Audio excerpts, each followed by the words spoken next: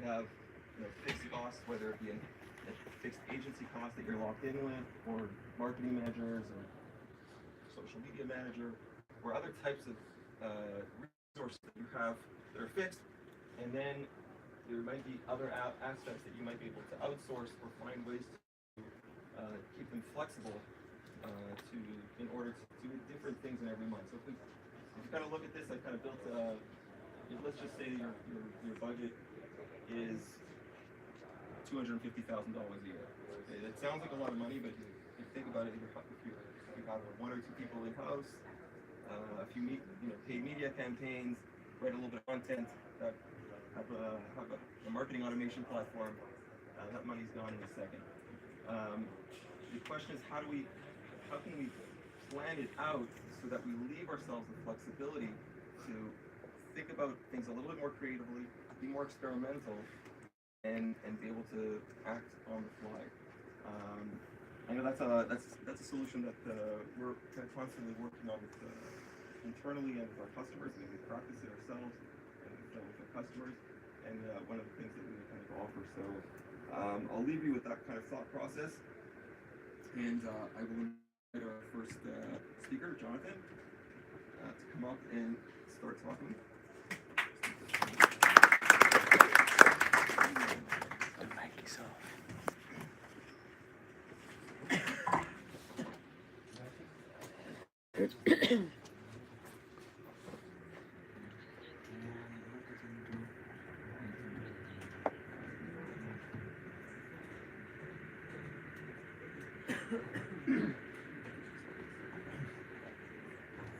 Hi everyone, can you hear me? Should I use the mic or? Yes. Hi everyone, my name is Jonathan. Thank you, Jerry and Sigmund, for inviting me for speaking this morning.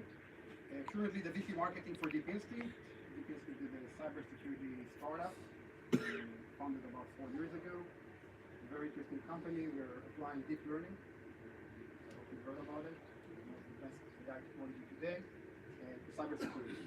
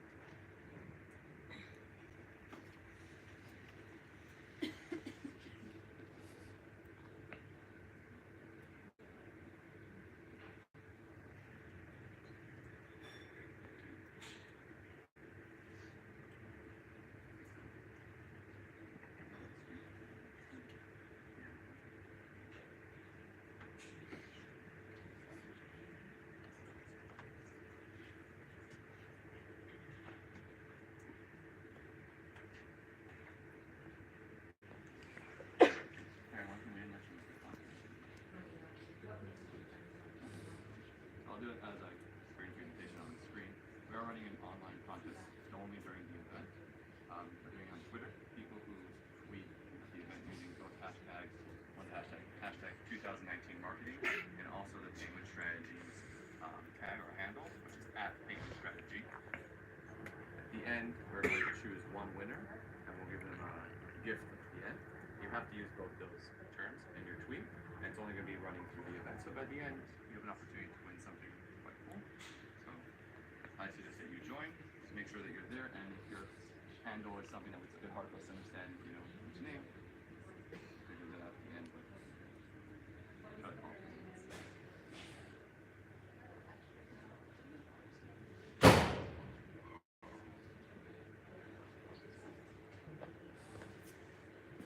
What's up?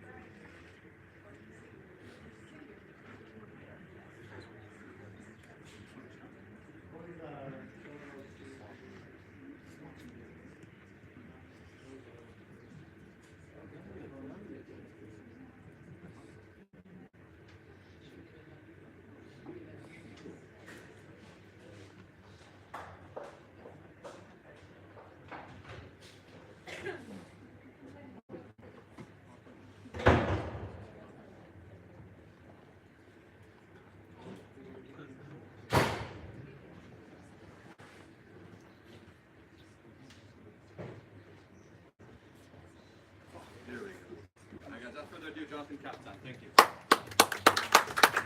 Okay, rough start. Let's start it. Okay.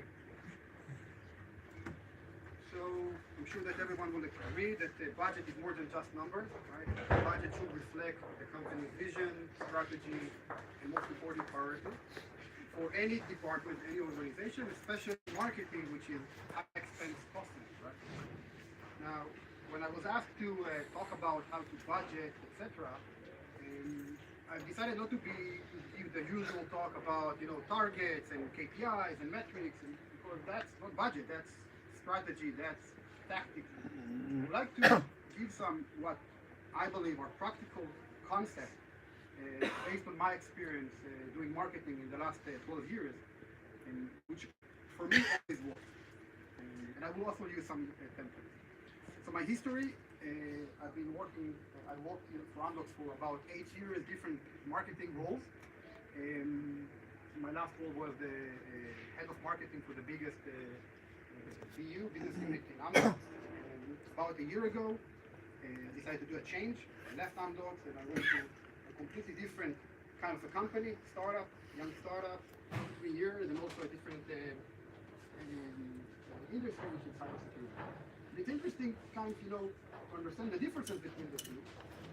Amdocs, which is a market leader, big enterprises, customers, my biggest competition in Amdocs was the inside competition, not the external. And actually, I have here a few colleagues from Amdocs that I'm sure that they will agree.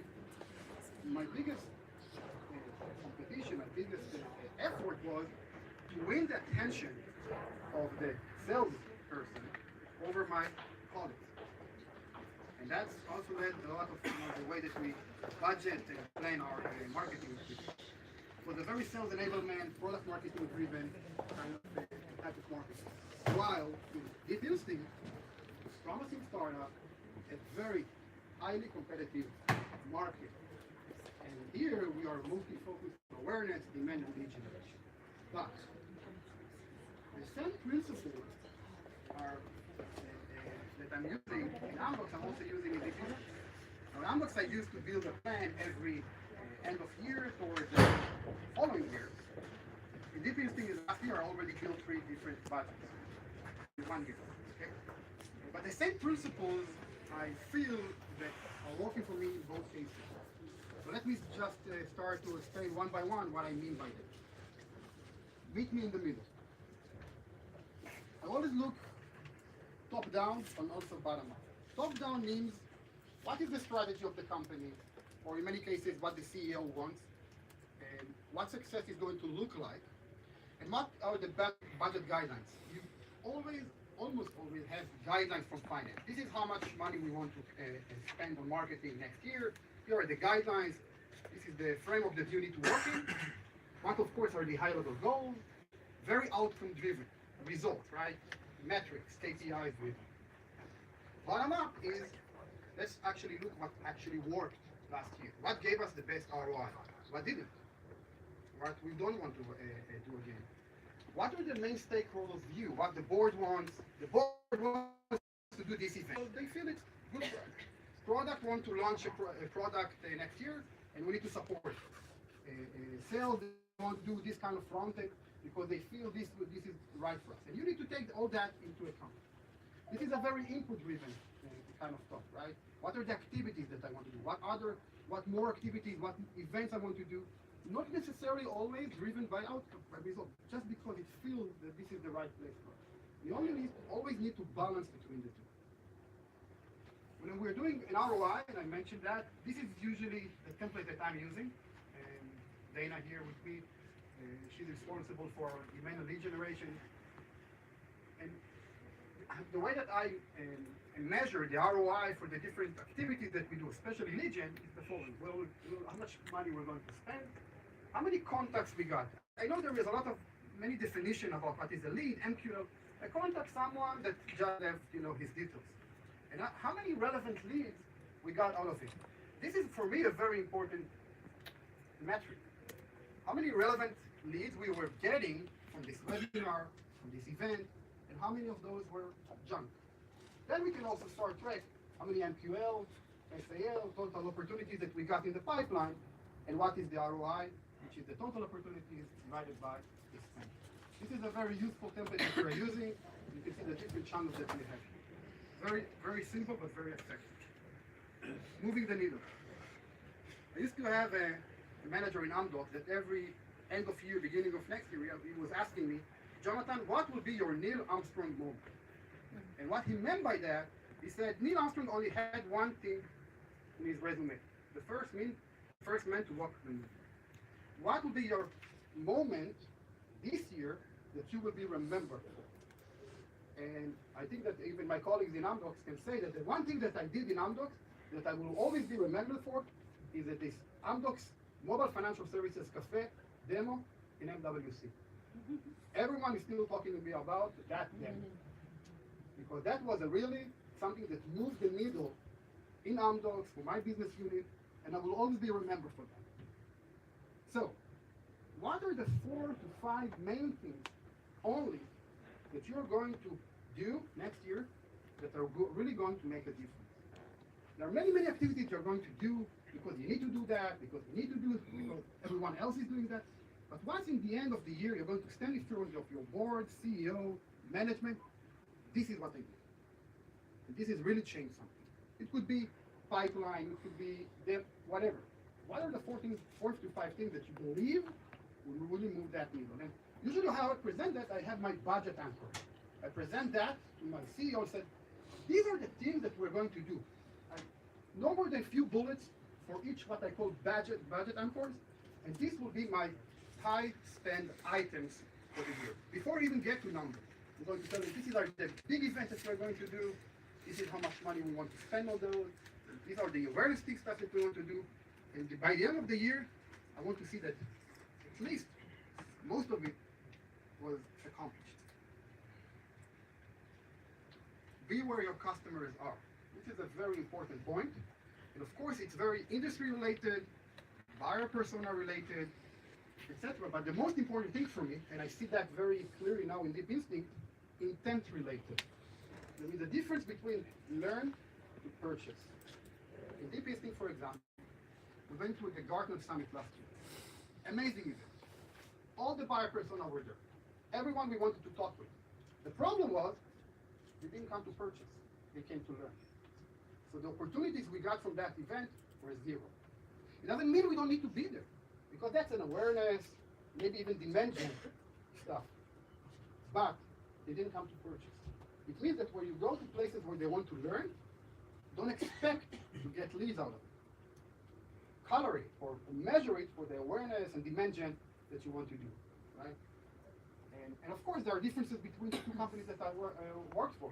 Amdocs, the most important thing, 1 event, and that's it, MWC. Why? Because the business of Amdocs is cross-sell and upsell for existing customers. This is where all the sales guys are getting their customers to meet you. And this is your chance to cross-sell and upsell your product to them. Sales kickoff, maybe even more important, the internal sales event of Amdocs, because this is where you're going to shine in front of them. You're going to tell them, this is what I'm going to bring you next year, and this is what you're going to sell your customer. This is where you actually get their interest and their support for your business that you're responsible for. Existing customer workshops, etc. No digital lead gen in Amdocs whatsoever. We don't do that. We don't need to do. We have 30, 40 customers that we're selling to. In Deep Instinct, and the life cycle of the company right now, 3-4 years old, just started to sell officially last year. For us, the most important events are what we call partner-led events. There's reseller, distributors, etc. The intimate roundtables. We get to bring 10 people to meet us, a roundtable. We get 3 to 4 POCs. I went to a big event, the biggest event in security called RSA. Huge expense. Amount of money, we got 2 opportunities. That's it. Because we went lost in the crowd. We went lost in the noise. So we're not going to do that anymore, at least for now. Maybe when we'll be more mature and we'll have much money to invest. For now, this is what we're going to do. We're going to focus on this type of events. So you want to spend your money where you're going to get your customer, either to learn, probably more important, depends on your life cycle, where you're actually going to purchase. You're actually coming to do a purchase. We just recently started to work with a platform that is called IT Central. Anyone know IT Central? Perfect. This place is a platform that people come to compare solutions. So they are coming with intent to purchase. So we have decided to use that platform. We're not getting a lot of leads, but every lead counts. Plan for the best, but expect the worst. What I mean by that, I always plan above my approved budget. When finance tell me you have $1 million, I will always plan for 1.3. Why? Because things change. But you still want to have that in your plan. You still want to plan that. So if something will go wrong, or something you're not going to do, you'll have a backup plan. And usually, your estimation at the beginning of the year will be lower than your actual expense later this year. And once you get things going, your CEO is getting excited, the CFO see the value, they will prove you more money. At least for my experience, maybe for others it's different. But when you get them excited, they see the value, you know what, Jonathan, yeah, you can have more money now to do more stuff. So I will plan above my approved budget, always.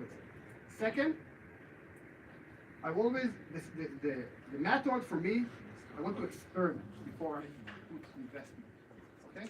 We're going to do LinkedIn paid campaign. Let's start small. Let's put $1,000. Let's see what it does for us. Let's see if we're getting any results. Then we can fail. We usually fail. We learn. Then we change, and then we scale.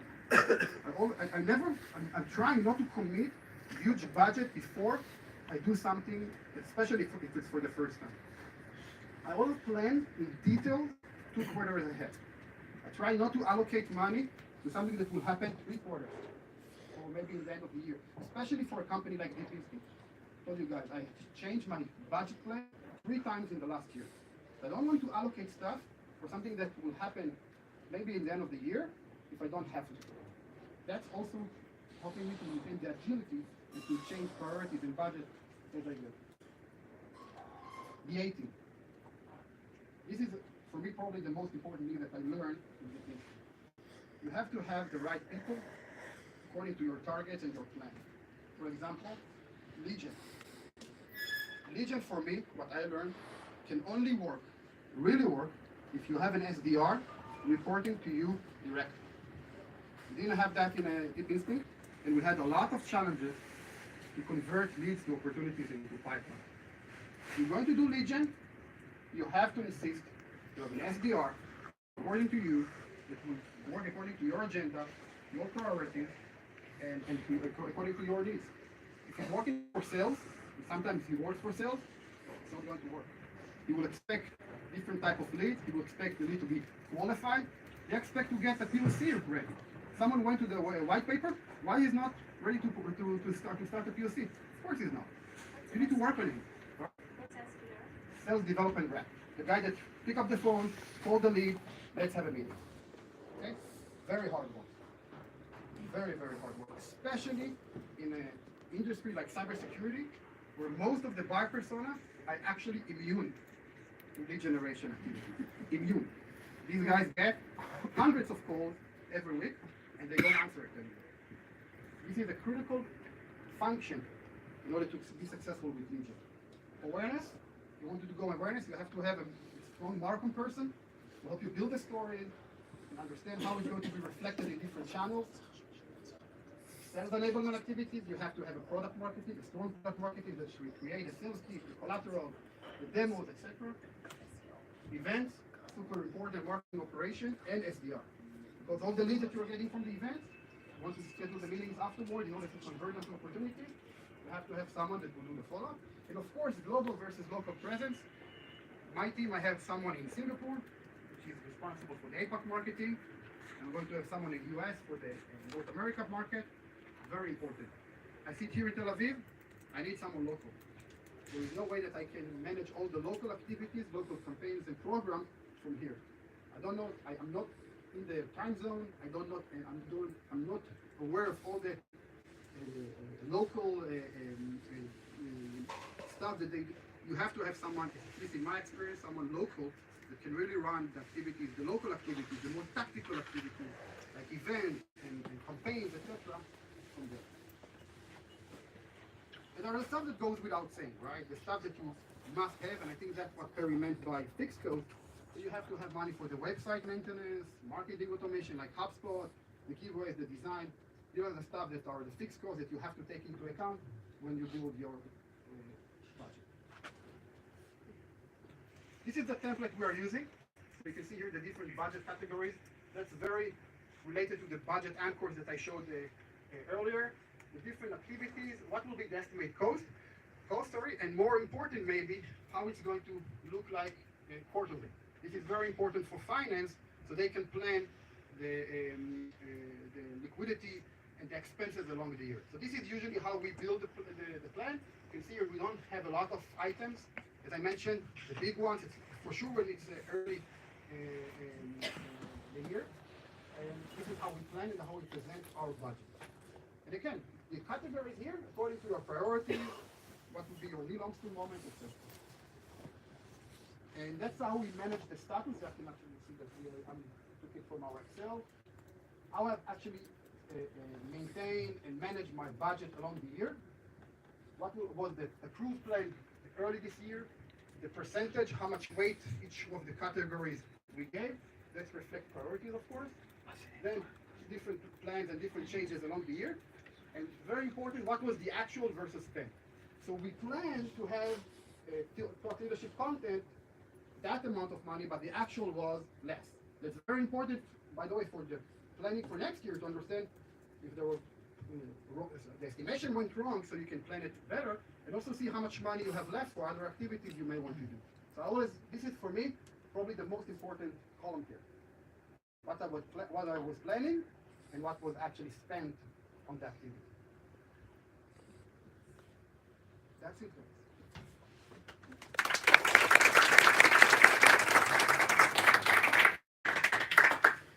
Questions?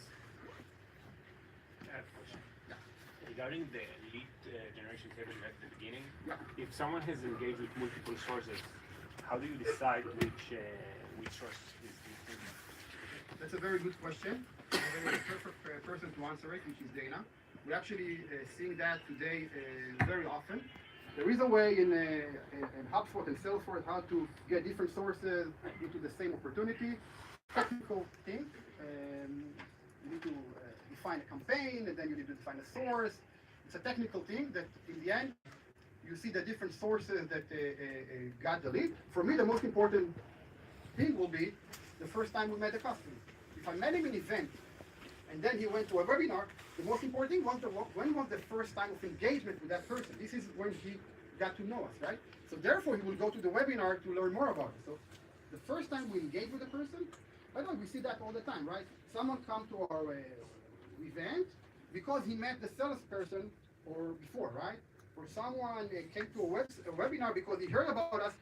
So for me, it's very important to understand because you always need to look at it, in an integrated way, right? Even when a salesperson brings his own lead, you will always see him coming to your website, downloading your white paper.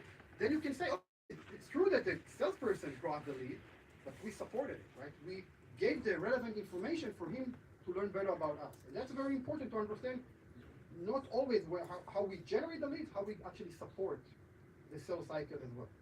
So there is a technical thing how you can, connect the different sources. For me, the most important thing, the first time that we engage a person, but also how we support a lead that we don't, maybe not necessarily brought in for the first time. Yeah. You spoke about SDR reporting to marketing and not reporting to sales. Correct. Which is quite new approach, I have to say. I see it works in a big organization like Amdocs, but how does it work in a small organization like you are? Let me tell you a secret. Amdocs doesn't have SDR. For a very good reason. Amdocs doesn't do lead gen. Only do cross-sell and upsell of customers. But yeah, I'm not sure that's something new. I hear more and more in the last few years, more marketing people, VP marketing, saying that this is the first thing they ask.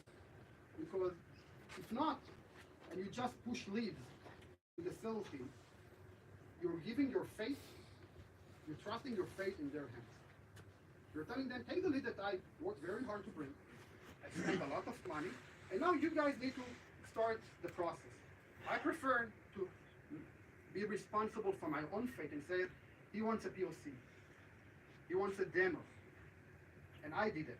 My person actually converted that to that point. Not someone that just downloaded a white paper, or we met him in an event and now they need to do the whole process. They have different priorities. The VP says, you know what, I don't care about this guy. Call this person that I know personally and schedule me a meeting. This is usually what happens. I prefer to bring to sales, to give them qualified, relevant opportunity in the pipeline. For us, by the way, when someone is doing a demo, he's already getting a percentage, 10% probability in the pipeline. This is something now that sales must be committed for. Right? So that's, I think, a much better and healthy approach for marketing. Sales can have their ISR, inside sales rep, and that's fine. But someone that actually need to call someone that just downloaded a white paper, came to event, came to the website, fill the form, I want to manage it. So you will speak with him? Once a meeting was set, you will take the first meeting with A him? marketing person, you mean? Usually I do, but not always. A good SDR should be able to do the first meeting, to pitch the company and explain the value proposition and schedule a demo meeting for the sales engineer. A good SDR should be able to do that. Out of time, there's a lot of questions. Save it. We're going to have at the end, for example.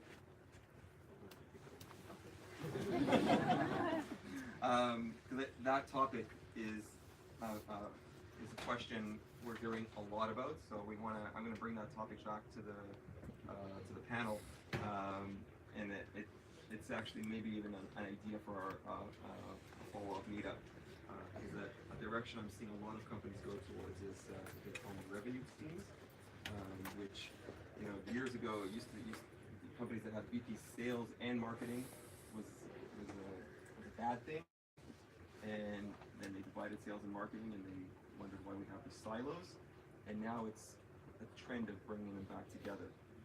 Definitely a challenge, and maybe we'll have some more follow-up and diving in deeper of how that works, and bringing in some companies that we're seeing a lot of companies bridging that gap between sales and marketing.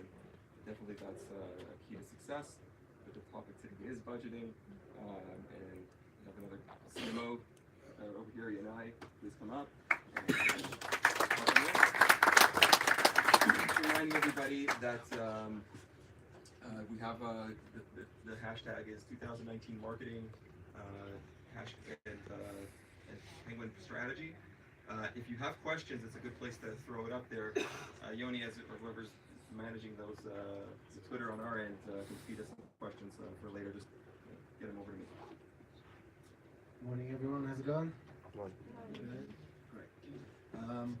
Thank you, Penguin and Terry, for inviting me to talk to you today. Can you guys hear me? Are we good? Great.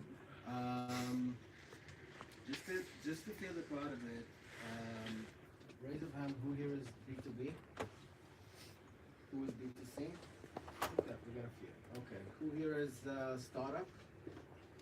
And who here is enterprise? Okay, the rest are silent. I was listening to my colleague here speaking. It's always good to hear what other people are doing with the marketing budget, because it says, okay, sometimes I'm doing things right, apparently. We don't get to meet a lot and kind of compare notes, so it's good we have these events. A little bit about me. My name is Yanai. The John part is because we work with Asia, and if you know about working with Asia, they can have the most ridiculous name in the world, and then short into something English. I went the same route. Formerly head of fund on which was at the time one of the big digital agencies in Israel.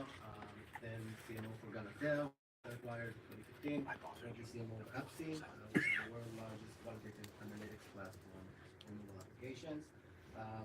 Appsy's road, led by the founders, was really interesting from a startup point of view, because they already said from the beginning, we don't want to take the bigger huge company quickly, similar web, X-Flyer type, take $50, $100, $150 million, and let's get to $1 billion valuation, we maybe an IPO.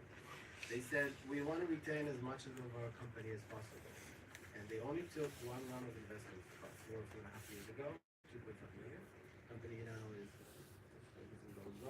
next year will be around 15, 18 million AR without any rounds of funding. So I'll show you a little bit about how we did that. And I apologize in advance if there's some overlaps, but I'll try to give my input on some of the subjects discussed. By the way, this is not a monologue, so if you have questions, go ahead. So how much should I spend in 2019? Just to have context, because again, I'm working in a vacuum, I have no idea how other people have been budgeting for the last 10 years. I've Googled, how do you budget for B2B or for SaaS for 2019? And I've seen all kinds of crazy models of the budget to be 24.5% of the overall revenue, or the budget to be 65% over the expenses that were last year times the multiplier. I call BS because every company is a snowflake. There are other ways to effectively look at your budget. Before I even go into a couple of strategies I can propose you can take, just thinking about this one question that's very important to ask. What have worked for us this year? There's a bit of an issue with this because marketing leaders or anybody who is actually tackling the budget are people that actually executed these things last year. And the last thing we want to do when we pitch to the CEO, to the CFO, or budget is saying, well, 90% of what we did was wasting the company's money, and that's why we're not going to do it anymore. So it's kind of like an internal balance between really having clarity, and on the other hand, really saying, well, maybe we could use it, and maybe we can spend it in other ways. I know there's also frustration with some of the marketing channels that everybody's been kind of promising us that work, and we found out really doesn't work. At least not for the majority of businesses, but it's something that I usually say. If you think there's a marketing channel in B2B that's supposed to be very, very effective, but for you is not effective, consider who has been writing all these articles about this channel being really effective. If you dig deep enough, I think you might find it's the manufacturers and the vendors of the actual tools trying to sell you what they're doing. So not to say nothing works and everything is a lie, but a little bit of that. Okay, so here's how I look at each and every funnel. So I have a marketing analyst for the last 2 years, and that's one of the first, I call it a luxury hire. So a marketing analyst is a luxury hire. Why? Because if you're leading marketing, you can basically have the good life of asking the important questions and then have somebody else dig up data if they're smart, and then the data analyst, that's amazing. So basically what we did prepping for 2019, we looked at all of the different, each and every single funnel that we used in 2018, some that are actually we killed in 2017. And we looked at the following numbers. So prospects could be obviously the traffic, the views, whatever you want to call it. Then the conversion rate to leads, the conversion rate from leads, inbound leads to SQLs. There's a bit of a different definition for each marketing person with SALs, SQLs, etc. Let's say prospect that end up in demos, okay, or a sales conversation.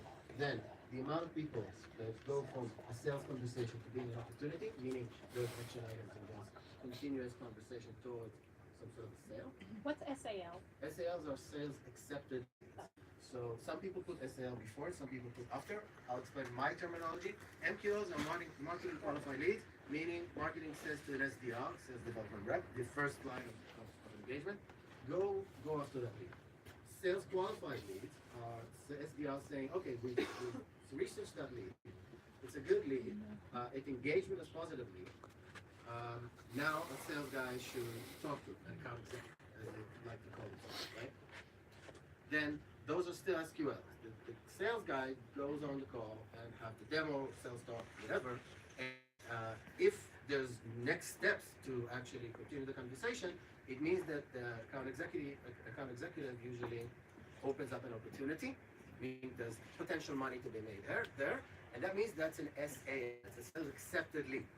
And I really I want to strengthen my colleague's point about the vision of how marketing and sales. I'm not going to go into that because I don't want to ruin the context for Perry's next meetup. But it's much easier defending your output as marketing if you put out sales calls that are SALs, sales accepted leads. So that's my SLA with my CEO, with my VP sales. SAL, sales accepted leads. You don't care where I'm getting these leads from. You don't care if I did 1,000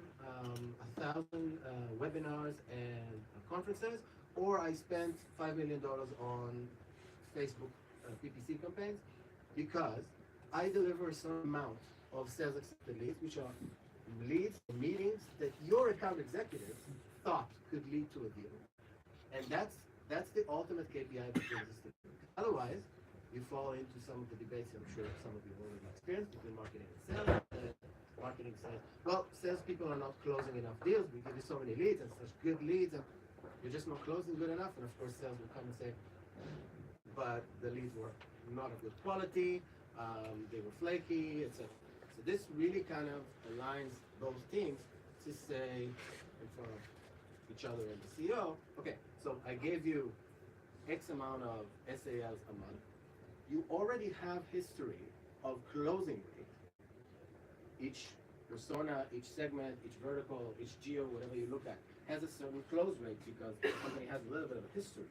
So we know that out of every five SALs, you're supposed to close one deal with an average income of Z, which is also good for forecasting, which is how we approach building the budget.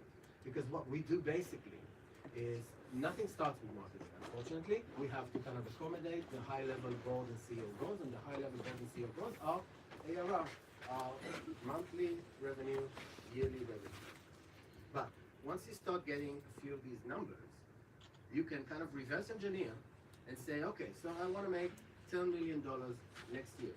So $10 million with, let's make it really simple, for a 100,000 average deal size means I have to have this amount of deals, which means I have to have, because I know only the conversion rate between leads and deals, or demos and deals, these amounts of demos. And then us, as the market, we say, okay, so these amount of demos can only be generated with the reverse engineer, these amount of prospects. Now let's see, where can I get these prospects? And let's see what were the channels that perform better for me. But I think looking at the funnel and analyzing it for whatever period backwards, you start seeing that every funnel kind of behaves really, really differently. Because some leads will have a bad conversion rate here, but will be very good in terms of closing one. There'll be 1 out of 3, 1 out of 2. And some leads you'll have in the masses and you'll have a bunch of demos, but they'll not end up closing. Again, really depends on your business, but it could be persona, geo, context, intent related, however you want to slice and dice the data that you have about those opportunities. So the point here is to go and look at those funnels that worked, multiply them, forecast them towards, and work backwards from the goals that the CEO committed to the board for, and see how you can deliver it, and then say, okay, this is what you want, this is what this is how I'm thinking of getting there, this is what I'm going to do, and this is how much I need. One piece of advice with looking at, that's for budgeting, but it's generally for reporting. That's if you ever come as a marketing function, as a VP marketing, as a CMO to the board, and they invite you to the board, you get that honor. It would be better if, this would be good, cost per marketing qualified lead, but this would be even better. So customer acquisition cost is kind of a flaky thing for B2B, and I see most of you are. It's cost per sales qualified lead, because that's what actually matters, because it kind of jumps over all of the things that don't matter in the end. What matters in the end is how much did you spend, how much did you get for an opportunity. And then really is hands off, because that's for the sales team to kind of close. So I would argue it's better to start using this if you have the needs. Last thing about looking at last year, and then I'll go into the next year, when we looked at the data. Attribution. So this is obviously a headache for everyone in the marketing industry, wherever you are.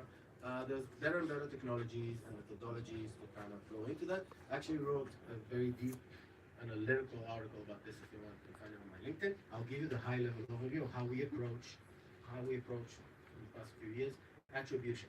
So we see 3 levels of attribution. Why are we looking at attribution? To give you context, to know what worked really well, even though sometimes it doesn't appear on paper. So 3 levels of attribution. The first level of attribution is what you see in your Google Analytics, in your CRM, in your Salesforce, whatever your Marketo, whatever it is.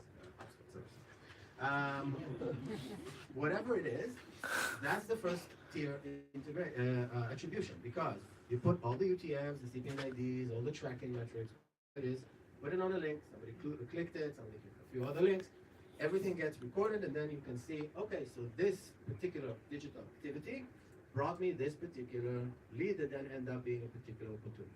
However, we all know that there's so much life around this first tier of attribution, and it's such a headache as a marketing function to prove that there's more effect to it.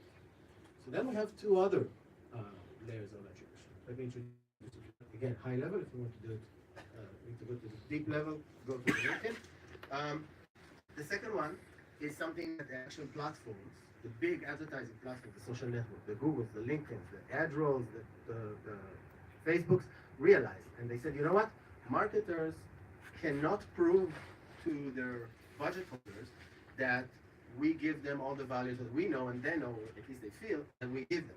So we're going to introduce a new concept, few years, called VTC. It means view through conversions. That concept of view through conversions that you can see in each of those big platforms reports means this is not somebody who saw the ad, clicked the ad, went to the landing page and converted. This is somebody who saw the ad and then within 30 days ended up converting on your page, maybe coming from a direct, from organic, from a different channel, but they saw the ad. So we want to tell you, you see this lead? They saw the ad on this platform even though they didn't click, which is where we lose most of our proof to the fact that this channel is working. So if you don't do it already, seek out the VTC, view through conversion, on most of the big platforms. You'll have to believe them, because basically it's believing blind. Well, I'll give you extra 120 leads this month on Facebook ads. You can't track it, but I'm telling you, I showed them to 120 people that ended up converting. It depends on how kind of suspicious you are of people in general. I usually tend to believe it. It's for your proving of the budget, so we're on the same time. We're on the same side in this case. So that's the VTCs. It's the second layer of attribution, what you get from the platform. The third level is when it gets wacky, but basically what it means is you also get leads that you cannot prove on your ads and ended up converting. How do you do that? By just building some sort of a simple forecasty statistical model that says, okay, if I got X amount of leads here and Y amount of leads here, I have reason to believe I'll get Z amount of leads here, and how much money they bring me, I'll just take the same conversion rate and the same opportunity to dollars, close one, as the other 2. So after kind of high level coverage of the attribution, you see exactly what happened. You're equipped with all the different tactics that you want to employ in your marketing budget. So 3 approaches to budgeting that all 3 of them actually work. And the third one is what we use. The first one is the simplest ever. 2 times the budget, 2 times the results. If you want to do 5 times what you did last year, give me 5 times the budget. And it's that simple. Of course, it's never that simple, but this type of simplicity actually is refreshing in the world that we live in, where all the time we're trying to prove, we're trying to chase the Bigfoot, and looking at it straight ahead will give you some peace of mind. Actually works. One. Second one, touched on it a bit, is reverse engineering the marketing strategy. Right? So I know where the CEOs want to get to. I'm building the full marketing strategy for the quarter, for half a year, for the year, and then I just price it. How much would it cost to do everything that I want to do, and that's the budget. Simple enough, right? Problem here, of course, is that you join big, and then somebody always comes and rains on your parade in the form of stopping reality. We don't have that much money, but for some companies it works if you really, if you don't go too crazy, if you go very kind of methodical and look at the funnels that work for you in the past few years. So the second one is very simple. It doesn't come from the budget, it comes from the strategy, and say, okay, this is what I want to do, and this is what we'll do. This is how it's going to cost us. The third one 80-20 rule. I love the 80-20 rule. I'm also a professor at the IDC. I teach marketing at the MBA programs, and I can tell you this works for so many angles. Usually, 20% of the students will make 80% of the noise. 20% of the students will make 80% of the problems. 20% of the students will actually do the work for the other 80% of the students. And in life, you have it, probably 20% of your decisions lead to 80% of your results or your effect in life, however you want to take it. In this context, what we do is what we do actually, the hybrid approach, which means we reverse engineer the marketing strategy. I understand that these are the things that work for us. These are the things that I want to scale, and these are the things that I want to experiment next year. It's the full, no reality budget marketing strategy. I take that and I shortlist it, and I have a very strong debate with the whole team of really kind of voting for each and every funnel from top to bottom. You end up with a list of acquisition tactics that could be 50, 100, 150 funnels wide. And each one will present their arguments. And in the end, you'll discuss each and every funnel, potential or already existing, and you have a list. And what you'll do then is you'll take the 20% that most of the team felt it would be wise to start with. You go down that list because all of it has cost. And you stop where it sums up to the sum that the CFO, the CEO told you. That's what you have. So this is all also will give you kind of like, there's an Israeli term called kastach, which is covering all ass. But if you do this, it's very methodical, it's very transparent, it's very clear why and how you did it. So you have all these funnels, and you can say, well, I can go for days. I have acquisition funnels to test or to scale from here to wherever. You, the CFO or the CEO, tells me you can only do up until number 28.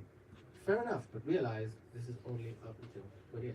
And then if it works, awesome. If it doesn't work, the mistakes are you can take accountability for it, because it means, oh, number 15 we actually thought should be here, it's actually maybe number 16. But these are things that are a lot more accurate to look at also retrospectively and have a discussion. So this is what we did. When we built the budget, three main elements, and you should divide them conceptually as such. People first, then the tools you need to pay for, and then the media. So all of these three are different aspects. You have to start with the people who will do it, and only then you can have a derivative of the tools and the budgets. Few considerations for budgeting the team. You should tie your budget to specific marketing KPIs. If you can do that and you have a big enough team, and you can take very strong, important KPIs and give it to them, and then tell them, by the way, I'm paying $70,000 this year for this particular KPI, and you go to deliver. What you get is actually accountability, and not just a whole kind of high-level KPI that everybody's kind of semi-contributing to semi-know. It will make people focus on the metrics that justify the budget. The cliche that what gets measured gets managed. But if you connect it to the numbers and the money that you're spending, and the employees know that, there's no reason to not have a transparent budget, by the way, other than salaries, of course. Then people will actually help you move the whole ship towards the actual KPIs that matter, and you're all in one shot. Other than keeping them in the dark, having a budget, telling them what to do, and in the end, being surprised that they didn't focus on 100% sync on the KPIs that you have. The third one is actually very important in startup and in pivoting culture. It will make will make cutting backs and spending pivots really clear. If you have somebody who's a PPC manager and their life basically depends, their job basically depends on their progress, is on how much budget they're spending. It doesn't matter if it doesn't work and you're not getting ROI. If you cut budgets from them, they'll get disappointed, they'll get discouraged. If they understand exactly what this money is supposed to be doing and how clear the ROI should be, then if you create these type of connections between KPI and the dollars, it will be much easier for you and for them to accept pivoting that are rapid and not look at it as an attack on their scope of responsibility, on their career progress, etc. Second thing is you should take into account different geos cost structure. This is something I got slapped in the face for years ago. Again, I thought I know what I'm talking about, and then we opened a year and a half ago a branch in New York City, and I got slapped in the face by reality again. So you need to kind of take into account the average salary in the place where you're at. Obviously, state is much costlier. The employer costs that are different.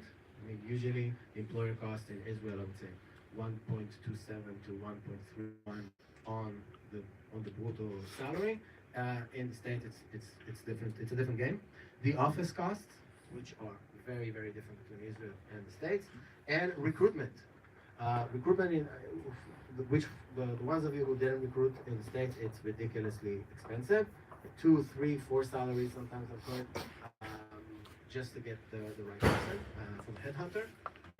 So you need to take that into account. Budget for raises. This is all consideration about the people, right? Budget for raises in the middle of the year because you need them. Budget for commissions if you have commission-based position, and budget for retention bonuses. Something interesting that I've started seeing and doing more. Less in Israel, but more in other countries, in London, in the States, and actually also in China. You should consider having a retention bonus in the end of the year, especially in the time like now. Obviously, our crazy market is not going to go up forever. It's going to be the bearer of bad news, but this is just how reality is. But now, as more and more companies are getting more and more money, there's a certain limit of amounts of people that they can recruit, which takes the salary higher. Okay, which means in times where the market is growing, you have a very high probability of your good people being attempted to be poached, right? So having a retention bonus in place is a very good way to get people to take down the attrition rate of people leaving your company. So consider that. Yeah. Why did you say so much in Israel In what respect? with regard to retention? Oh, it's starting to. It's already there with development. With software engineering, I'm starting to hear a lot more. I will definitely experiment with this on marketing. I'll tell you what though. The really good people that you want in your organization will tell you, okay, so don't take it out of my monthly salary and give it to me in the end. I want that as a bonus, which in Israel doesn't work that much. So you can call it the 13th salary, which is something Microsoft acquired years ago, or you can call it literally a retention bonus, seniority bonus, or whatever. It's definitely going to get into it, especially as the workforce is getting more and more competitive. So budgeting for raises. Okay, I have just a few more minutes. Budgeting for raises. This is how I do raises. I either do 0%, 10%, or 15% every year. This is what the employee should expect. I do 0% if the person is let goable. I mean, if they'll get offended and they'll say, okay, I'm not getting a raise this year, fine. I also take that into account. 0%. 10% for a good, solid performing employee. 15% for somebody who's extraordinary. That's all I do. It's a very important scheme. I say it on the company level. So if somebody's getting a 0%, they know they need to step up their game. If they're getting 10, they'll want to get to 15 next year. One man's opinion, take it how you want. I want to take 2 minutes to show you the example budget. Where is it? Yeah. Okay, great. I don't know, it's very small, but obviously I own SDR and business development in AppC, and this file will be sent right to all of you after this session. But I put it by people, tools, media, and others. I'll just read it to you. People, you have the positions. By the way, this is a very good time to mention that I'm doing it in-house. But if I wasn't 100% sure in everything that I'm going to be doing, I would probably outsource it. Wink, wink, penguin strategies. Tools. Your MailChimp, Slack, Unbounce, Trend Demon, BuzzSumo, Big Stock, Keyword Hero, Hotjar, SEMrush. You can either own Salesforce budget or not. Don't try to own it. It's a lot of money. Give it to them. Even though you have some people using Salesforce. I have others. What do I have on the others? We have a graphic designer, which is about $2,500 a month. By the way, I changed all the numbers here to not offend anyone.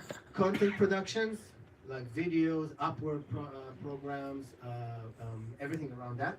Outsourced tasks, like Fiverr, small things that they need to do that I don't want to go big on, and team building, which is important. I just put, I don't know, $1,000 every quarter, a fun day, wine tasting, pool out, whatever. So I do that for the marketing. Again, you get the template, and I budget for growth. Again, each person should have a raise somewhere within the year by the time that they started working. Conferences, how much does the conference cost? By the way, I added two spreadsheets, additional spreadsheets for you. This conference calculation. So all of the different things you need to take into account when you go into a conference, from the backdrop to the giveaways to the swag to the scanning app to the hotels, the flight, whatever. You can use that template. And in the end, you have a certain amount of budget. Want to finish off? Numbers here are input salary or cost per employer. This is what's presented to the company. So it's total. It's two more. This. It's overall. So this is what's going to get out of the bank account. This is why I had another spreadsheet of salary calculation. So for Israel, for example, it depends on what your contract is with the employer, but you multiply by 1.27, for example, and that's the amount. Obviously, you take everything to dollars because it's sexier. These were real numbers, or you said you made them up? They were real numbers. The names were not. Right. But don't base your salaries over what I. No, I just meant in general. I wasn't Yeah, sure. definitely. You need to adjust the budget. We're talking startups, right? You need to adjust the budget every quarter. Why? Because three things are going to change it. The dollar rate is going to affect your spending. The employee attrition. Imagine somebody's going in the middle of the way. You'll have to start recruiting costs, time that is you don't get production, etc. And the actual performance. Some things work really well, some things don't. It's better to overspend than underspend. I cannot stress this enough. It's better to overspend than underspend. In startups, sometimes the sales doesn't deliver. It's not only about you. If the sales doesn't deliver and you were waiting for a big chunk of budget in the end of the year so you can experiment with, all of a sudden the CFO is like, sorry, I have to take it away. It's not really yours, okay? So it's better to overspend. It's better to spend earlier than later because the last quarter is challenging. Everybody is spending. If you see the customer acquisition cost, they always go higher at the end of the year. Why? Because every marketing on the planet is dumping all their excess budget into the platform. So the competition is much higher. Try to spend earlier. Also, consider the fact that a budget is only experimental.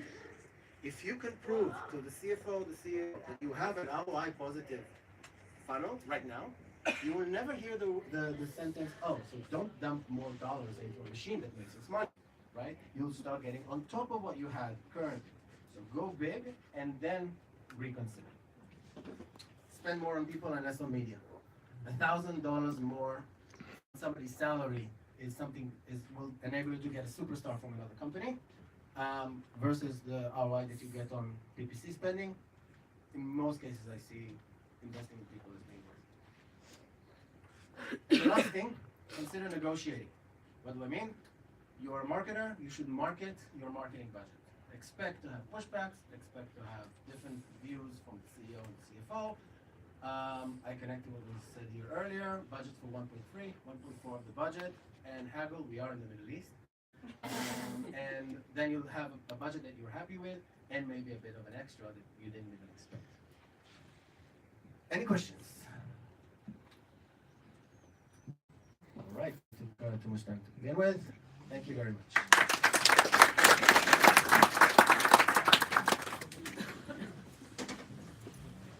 Okay, we're going to set up quickly for a panel session with a couple of questions.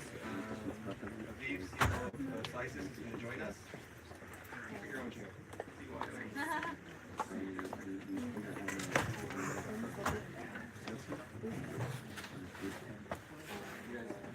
guys are...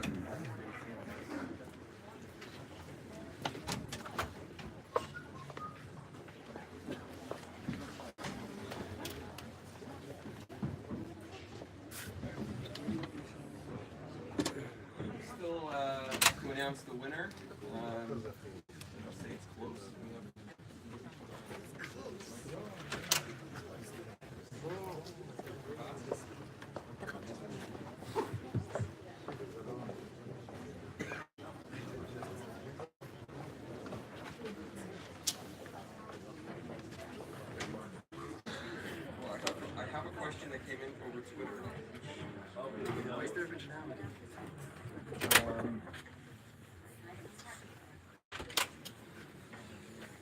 So there are so many marketing opportunities, and the finance budget, even though we've all budgeted 1.3, some of us got 1.5, negotiating now that we've learned all that stuff. But the question is, how do I decide what should I invest in 2019?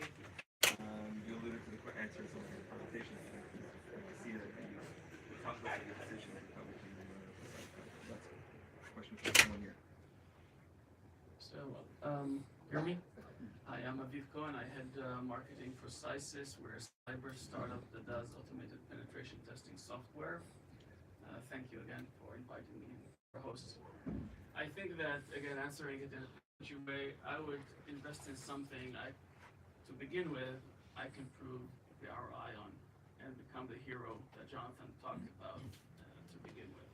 So if I know that I can go to an event and at least I come back with a few good leads, it's proven, I would start with these cornerstone activities and then put the rest of the PR, AR, and things that are maybe fun to do but less, that just happen and then they go away after a day.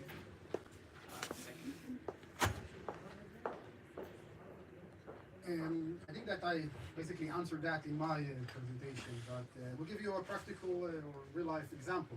Just had a meeting with my CEO a few weeks ago. We talked about 2019. He told me, Jonathan, I want that everyone was in this industry. That's what he told me. I want a big billboard in the Newark airport, and I want everyone should. Okay, understand what he means, right? Now I need to convert that, translate that into a marketing plan. So we shift our focus and we're shifting our budget to a more awareness activity, right? So it always starts with that kind of what is the vision, what the CEO wants, what he believes should be, and how you as a marketing, you help him achieve that, right? It always starts as the business strategy, what I said, what the CEO wants, and then how you translate that to a marketing plan. While in 2018, bring me pipeline. I need a pipeline. We need to get the first 50 customers. Let's help sales get the first 50 customers. That translates into let's do more roundtables, partner-led events, etc. So usually it starts with that kind of discussion, right?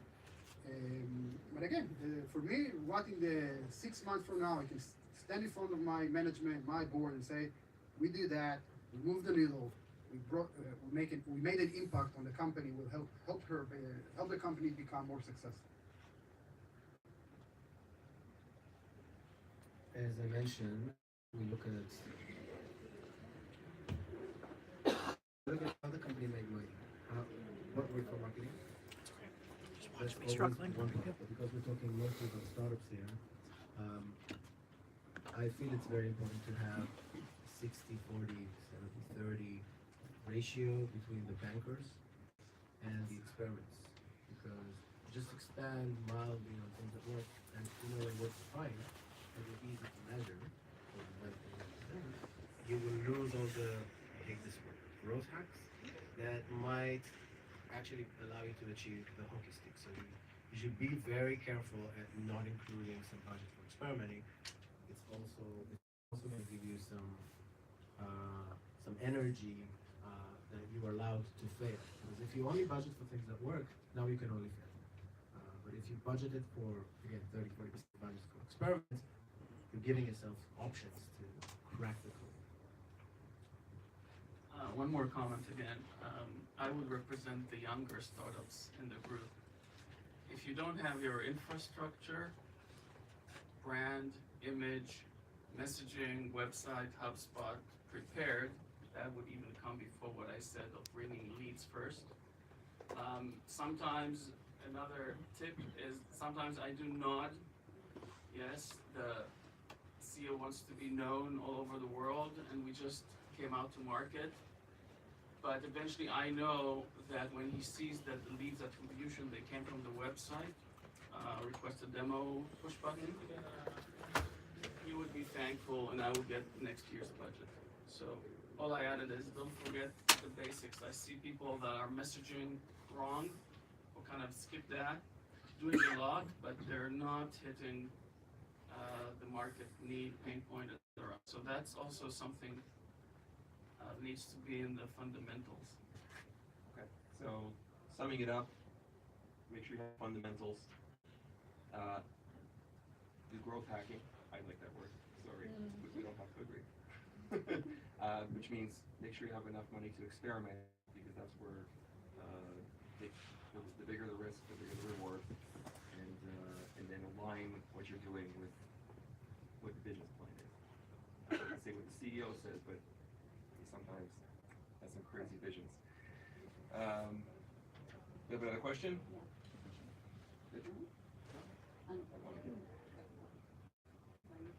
Just ask. Yeah, go ahead. I wanted to ask, in terms of the inbound marketing, there's a lot of new platforms every day, like there's LinkedIn, there's Facebook, and Facebook is changing. How do you accommodate to the new dynamic and the new world in order to create more engagement for your leads? So if I understood your question, inbound marketing. Just interesting. I have to say this. I just had an email conversation with Brian Halligan over the last few days here in Tel Aviv, and he asked me a little while ago, has inbound lost its mojo? And when I asked me that 6 months ago, I actually said yes, but then I keep hearing people using it, so obviously it hasn't. So sorry, that went off subject. There's so many tactics and so many platforms for inbound marketing, and you mentioned social media platforms, but there's a lot of other types of platforms. There's technologies. Is your question, how do you keep up and decide which ones to invest in? Yeah, the goal is eventually to receive more qualified leads, right? So, which platform can bring me that? I don't think nobody's going to give you an exact answer. If I'm going to guess, but I think they're going to give you maybe a methodology to think about it. What's your business, by the way? A company and line of business or product? I'm in the marketing industry, but consumer goods for now. Transitioning. I think that for my advice will be understand what are the platforms that people look to learn, and what are the platforms they look for purchase. And then you need to decide where you want to be. Reddit, for example, is a platform to learn, right? To share information between peers.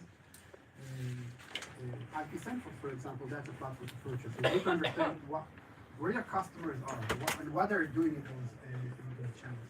But I think the question is actually more fundamental. Martech, marketing, technology, etc. It's becoming a mess, right? But the fundamental of marketing has not changed. Who your customer? What are their pain points? Where is he looking for information? What is the best way to engage with him, and in what kind of messaging?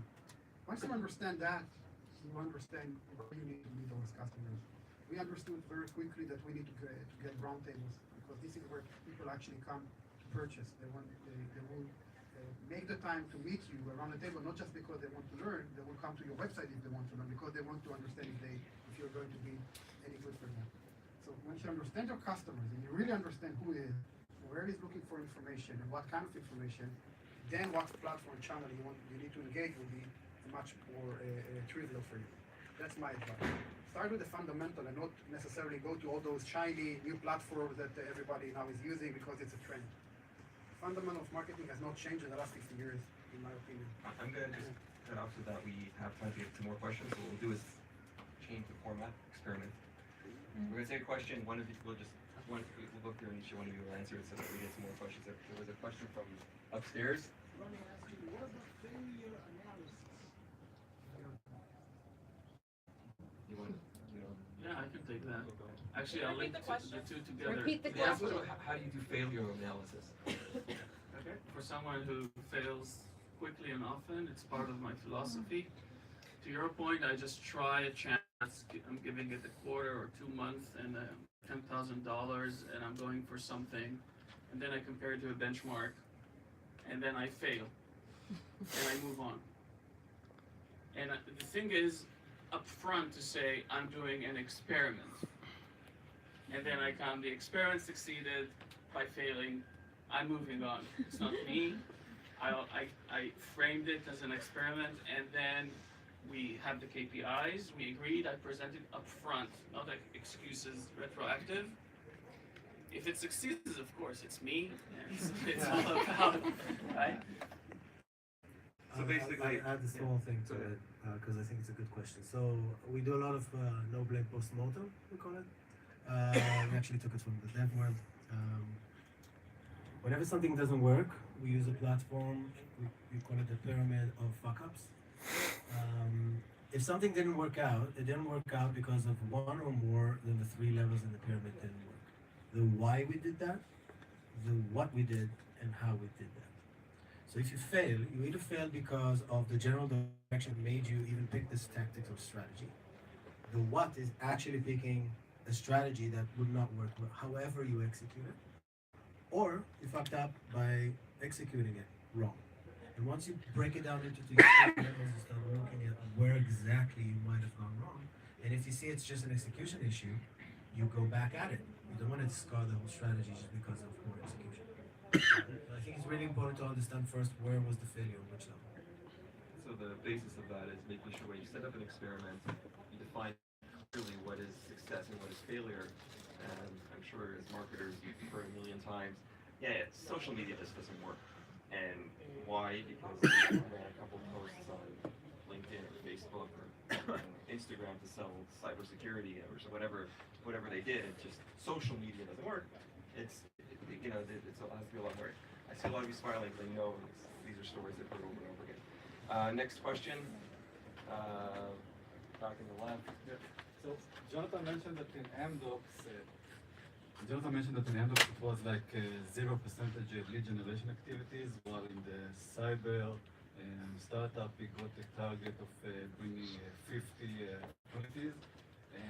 We are now at the end of 2018. Can you share, and with that to hear also from the other companies, what is the actual contribution of these activities to the overall company pipeline and even sales?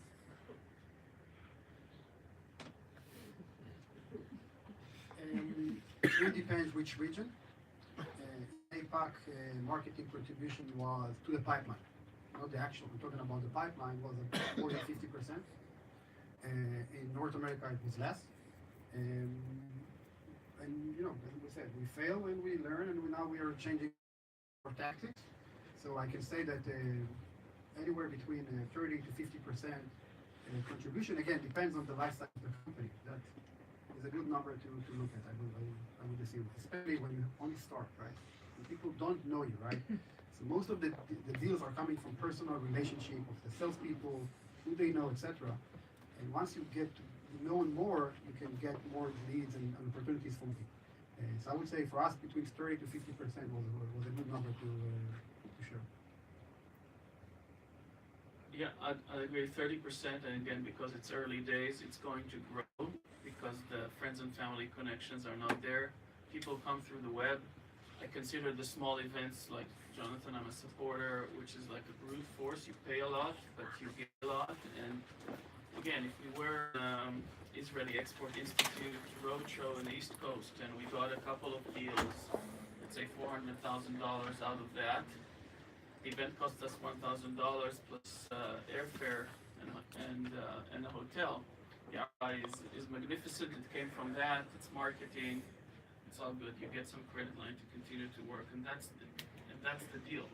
How do you get the means, the budget to continue to experiment and to find those formats that bring the better leads? I heard someone saying that ROI, six-time ROI is a good KPI. I'm not sure about it, but that's a number that I heard from other colleagues. And they will always go with at least 6 times the investment in order to justify the investment. But maybe you can take it as a number. Want to ask a question again? Yeah. We spoke from table, and I know that you're in the cyber industry very hard to penetrate this market. Can you speak more about the round tables? Are they part of a trade show or something that you organize as a road show? Can you emphasize it? So the roundtable, as you mentioned, it's not something that we can do when you're only starting, either by third party. for example, Vanta, which is a company of Gartner that arranged that. You pay a lot of money. They give you 10 relevant buyer persona, where you are the only sponsor. It's not part of a trade show. Or with partners, reseller or distributors. If you work in channels that already have customers, and their customers trust them, and they will tell them, okay, come, guys, there is a crazy startup here from Israel. Come for 2 hours, have free drinks and food, and hear what they have to say. This is what worked for us in APAC and also in North America right now. So either third party that you pay a lot of money, but you need to find the right ones, the good ones, because a lot of it is just junk. Or partners. By the way, another format that we are looking at is events where they guarantee number of meetings in advance, and they do matching. So you pay a lot of money, but you get 10 meetings, relevant people that express specific interest in your product. Okay? Trade show doesn't work for us, not in cyber. If you go to RSA, it's like a circus. You get lost in the crowd. So we're looking for other options. These are the 3 that we are now looking at. Do you somehow differ the budget between customer marketing? Do you somehow differ the budget between customer marketing, meaning customer base, versus lead generation? Do you even consider such a budget item?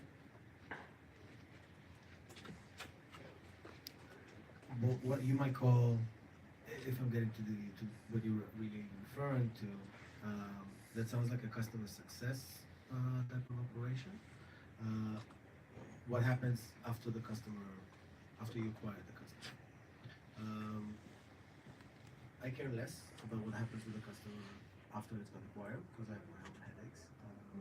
I can tell you that the methodology of creating content these days is in collaboration with our customer success. We might say, okay, we need to shine a light on a particular subject, build the big, long white paper around it that then customer success will take and use with their clients. Then I'll have a product marketing manager looking at that and dumbing it down to something that's lead-gen appropriate. And that's how we avoid kind of duplicacy and creating content. So we start with the full flow, and then we kind of create derivatives of it to whatever product marketing initiatives. One thing that you may consider is a pipeline acceleration activity. So toward the end of the year, we want to accelerate the existing opportunities we already have in the pipeline in order to get them closed as fast as we can before the end of the year. So we may arrange events with already opportunities that we have, local or regional events, where we will try to accelerate the closing of the deals, right? So we can tell them like 30% off, something like that, use some very tactical approaches, but that you may want to consider as a marketing to lead, right? So let's accelerate the opportunities we already have in order to be, and not just generate new ones. Because the new ones will get into 2019 and not will be closed in 2018. So that's something that we may consider. Okay. Hi. I'm Sean from Penguin, and I'm responsible for strategy. One of the challenges that I come across very, very often with the clients that approach us is that they tell us that they come already with some history, right? They tried stuff. And they tell us, okay, we've tried lead gen, here's some assets we used. People converted, they downloaded something here, we got this bunch of leads. Now we called them up and none of them closed, or like a fraction of a percent closed. So this is a failed tactic. X. And then when we break it down with them, it's very often the case that it's just the journey is long because we're in B2B tech, and the buying journey, and people who are interested in some educational item are not necessarily now wanting a demo, right? So a very typical situation is where the clients are generating leads, some kind of contact, and they're relevant people from relevant companies, but they're not yet at the stage of wanting a demo or the product. Now they have to decide, and here's the question in terms of budgeting. How much what are your considerations? How much to invest in nurturing people who are not at the stage of ready to buy, but they're likely to become one anytime between now and 2 years from now, right? And that's a a big part of nurturing and generating content, and requires a lot of activity and budget. How do you decide how much to budget that? So I want to first of all take the pyramid. Yeah, I'm stealing that already, and just say, first of all, when you do the content, if you want to go for the buyers, then you need the buyer guide type of things, like 5 things to see. So if people click the how to buy something, they're probably into buying it. If you're talking about how to do things, or 5 things to know, or the quick guide or dummy for dummies kind of guides, then you're going to probably. So I think the content needs to be to that point. And in my view, it would be that the focus would be on the acquisition and the conversion of the new guys, and the assets that you create for nurturing are basically recycling things. I think you alluded to that as well. You recycle, but I wouldn't. For me to hope that someone that downloaded something and then I have the second download created just for him and just for that purpose, I think that category is a side, a byproduct of actually creating those valuable assets, let's say doing a survey, wrapping it in a research and putting it out there for people to actually, new people to download and convert. That's my take. Saying that lead gen doesn't work, it's a big statement. And I had these discussions and arguments with my salespeople and my CEO all the time. What doesn't work? The leads that you're bringing are not relevant enough. You need to change either the qualification criteria or to change the platforms and channels that you work with. Or the conversion doesn't work. And then you have a problem with the SDR, and you have maybe a problem with the scripts, and you have a problem with the playbook. And we actually found that we had problem with both. So we had to change our strategy and tactics when it came to which channels we work with, and we stopped working with third-party syndication because we felt that the leads that we're getting are not relevant enough. And second, we wrote, then I did that. She wrote a playbook for the SDR, and what script he need to use and what kind of content he need in order to improve the conversion rate. So, saying lead gen, it doesn't work. People like to say that, especially salespeople, but you need to actually understand what is the root cause here. I think it is a must. You need to maintain it. How much to invest? I don't have a golden answer here, but for sure you need to maintain a very efficient and nurture program, I would say. Because people came to your website, download content. No, that's amazing, right? Think about it, especially if you're an early stage company. You have to maintain that engagement with them. You have to send them emails from time to time. You have to provide them more content because at some point of time they may change their opinion, right? Or their job. Or the job, exactly. We have an ongoing discussion where to recycle or where to cancel or we call them, to delete the. We always say don't cancel, recycle it, keep it in the database, right? Because at some point either we'll change his job or change his mindset, and you need to maintain that. How much to invest? How much content? I don't know how. I don't know what the golden answer is, but I'm sure that you need to maintain it in some way. I think it depends on the stage that you're at. When you're very early stage, you're going to invest the most of your budget to bring in the new leads. But in a situation where you've started building that out, I think I've been telling you what I speak for myself because I also have even though I work for a marketing agency or I run a marketing agency, I have the marketing agency doing. I have they use Penguin as a customer to experiment, and the way I see it is that I ask for us to invest almost as much in ongoing nurturing as in bringing in new ones, and it's proven the ROI is there. People switch jobs, people have come to a meetup where they've downloaded something, and then 2 years later I get an email.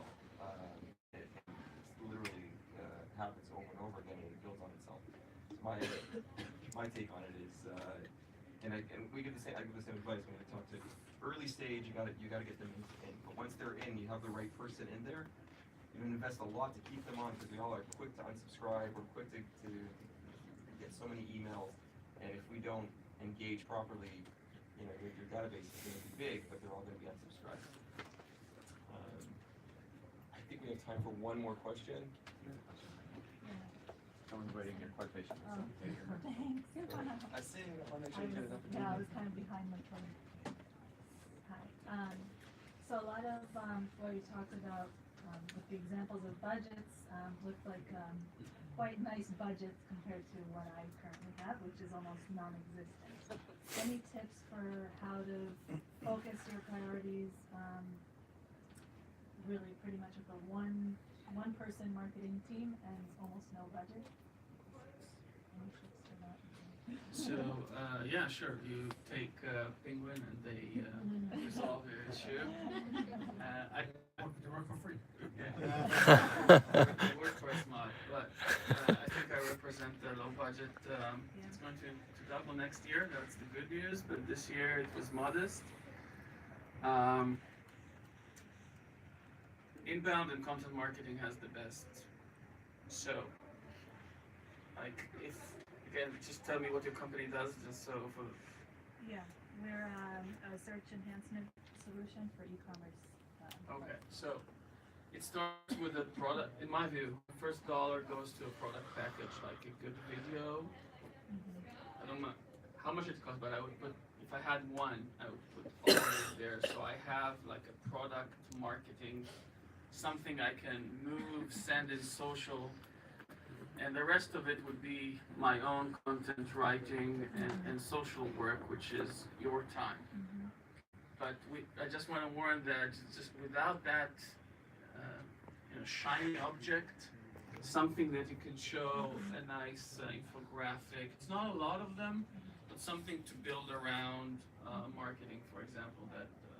Building one main asset that You need to have something of an asset, and the rest is content, words, and good social work.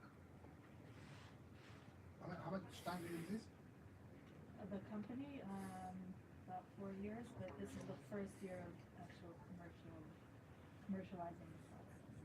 And I really want to, what Aviv said, the infrastructure is really important, but not the HubSpot. Are you sure that your messaging is clear and it's sharp and when you come to your website and really understand what you do and how it's different than your competitors? That's the most important thing. Yeah, no, that's exactly what I'm doing. You already exist 4 years, but for early startup, you don't get opportunities for marketing. Marketing doesn't bring opportunities when you need 1, 2, 3, 5 customers. It doesn't come from marketing. Who the hell are you? It comes from personal relationship of the CEO, the founder, the sales, right? They bring the first opportunities. It's a beta customer. It's a design customer. I don't know how to design partner. I don't know how you want to call it, right? Marketing is focused in that stage on getting the most clear and sharp messaging of the company. What is our value proposition? What is our mission? Why are we going to change the world, right? That takes time. I came to a company and we, a year ago, it would already exist 3 years. We changed our messaging. We changed our focus. And we still do that. And until you have that clear, people will come to your website, they don't understand what you are doing, they don't understand why you're different, and you will get lost, right? You have only one opportunity to do first impression, right? How they say it. So focus on that. Make sure that you focus your time, energy, money to get that sorted out. Then everything else, which is more tactics, I would say, will get along. So early stage, I think Upwork and Fiverr are your best friends. Yeah. Outsource every little thing that from ROI analysis is worth just outsourcing. You'll have to spend a bit more time to define the project where you want to manage the outsourced work, but it's going to be worth it in the end. If you have one person and zero media budget, what I would do is do an extensive keyword research, divide the keywords to first tier and second tier. Take that first tier of keywords, usually that's between 20 and 50 keywords, throw it back into Google, because no search in Google lives in a vacuum. Throw those 20 to 50 keywords first tier that you want to that are actively describing the product, the pain, the target audience, whatever. Throw it into Google, go page by page up until the 10th page of Google, and now you have about a few hundred domains, URLs. That's your world. Okay? That's your world, because that's where your target audience listens, reads, connects, engages. That's their competitors, everything around it. That's your world. It's just a few hundred URLs. And then you go one by one. It's only your time you need for that. And you look at the website, you understand what the sentiment and the context is there, you engage with the target audience there, and deliver the shiny piece of content. That's how I would spend my time first year. Incredible. We're just out of time. We're going to be hanging out a little bit more for networking. I want to thank Jonathan. We can tell you a little gift.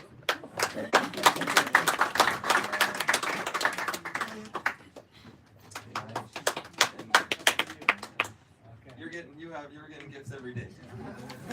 You'll get an Amazon certificate. And then we have a winner to announce, and the winner is Carrie. I want to get the last name correct. Carrie. Carrie Freed, I believe, is the last name. Is there someone that named Carrie Freed still? If you left, you. Oh, no. Yeah, that's me. Upstairs, blinding lights. If not, the second person would be Nicole Fu. Nicole? Good. I just got myself a present. Thank you. That was third, right? Good. Josh Harden was there. Okay, Josh? Really no one here. Tweet and run. It's the first time it's ever happened, right? Keep going. He's like Survivor. Then he even